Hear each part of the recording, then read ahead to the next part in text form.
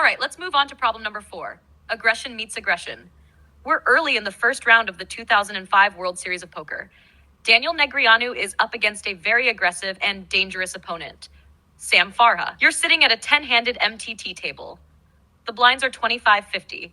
It's folded to Daniel, and he looks down at 8-9 suited in hearts. What do? You have 3 options. A, fold.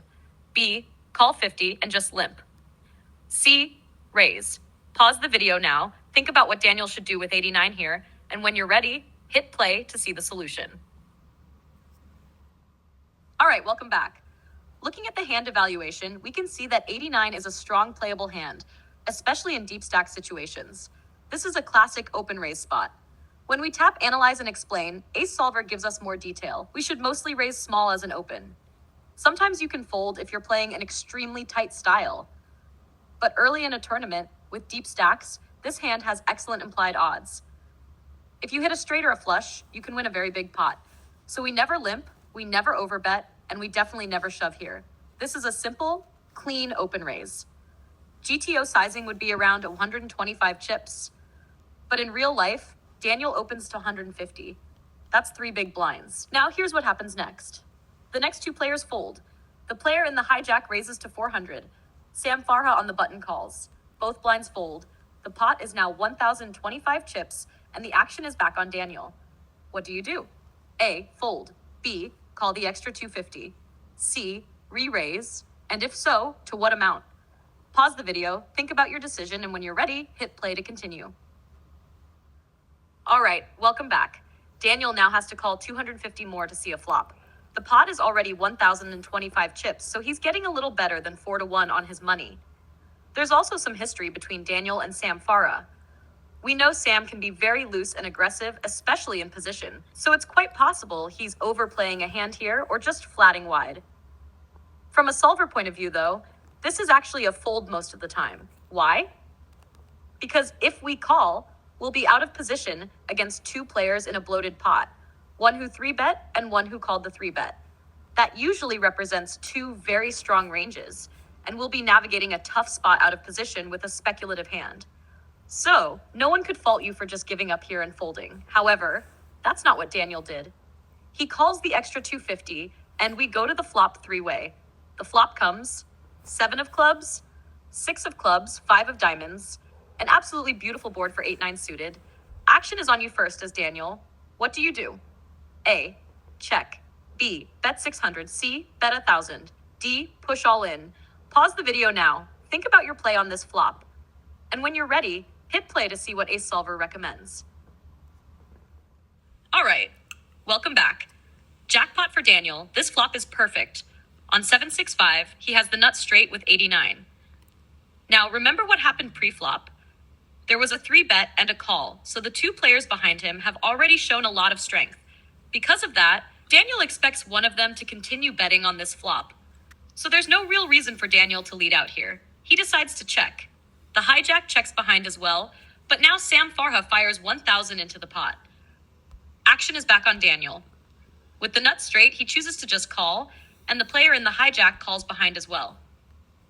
We go to the turn, which is the king of hearts. Now the next question is, what do you do on the turn? A, check. B, bet 2,000. C, push all in. Pause the video, think about your decision here with the nut straight, and when you're ready, hit play to see the answer. Welcome back. The king of hearts on the turn is actually a very good card for Daniel. Both the hijack and Sam Farha can easily have king X in their range here, so this is a perfect spot to build the pot with the nut straight. There are really 2 viable options on the turn, bet big or go all in. Daniel decides to bet 2,000. However, if we look at the SPR, just 1.3, Ace Solver actually prefers shoving all in here. And if we open the Analyze Explain window, the reasoning is clear. We want to maximize value while also denying equity. There are still many scary rivers. A spade could complete the flush, pairing the board could bring a full house, and any of those cards could kill our action. So checking is rarely correct here, and shoving is often the solver's favorite line. But Daniel goes with the bet of 2,000 instead. The hijack folds, and Sam Farha calls. We go to the river. The river is another 5, the 5 of spades. This pairs the board and completes the flush, bringing in two hands that now beat our straight. So what should Daniel do? He decides to check, and now Sam Farah shoves all in. Of course, Daniel doesn't know Sam made the flush, but he now faces a huge decision. You hold the nut straight, but the board now allows flushes, full houses, and even the rare quads. So what do? Call or fold? Pause the video, think this one through carefully, and when you're ready, hit play for the final solution. Welcome back. Daniel is now facing a huge all-in shove from Sam Farha on the river, and this is a brutal spot. Daniel has the nut straight, but the board has now paired and three spades hit. When we open the hand evaluation window, we can clearly see what beats us now. Quads, 4 of a kind with 5-5. Straight flushes, 9 high specifically. All regular flushes. And multiple full house combinations. KK, 7-7, 6-6, 5-5, 7-5, 6-5, and several others. Ace Solver's combo calculation counts 76 total combinations that beat Hero on this river. Now let's hit Analyze and look at the Explain window. Because we are facing a shove, the solver tells us the correct action is fold. Yes, even with the straight.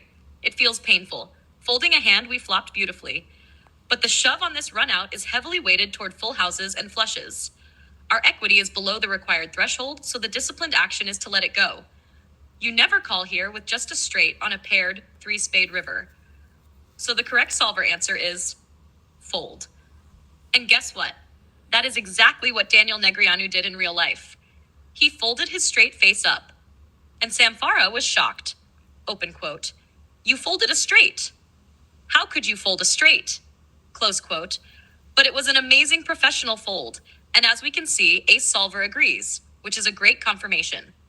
Thanks for watching problem number 4, Aggression Meets Aggression. We'll move on next to problem 5. See you there.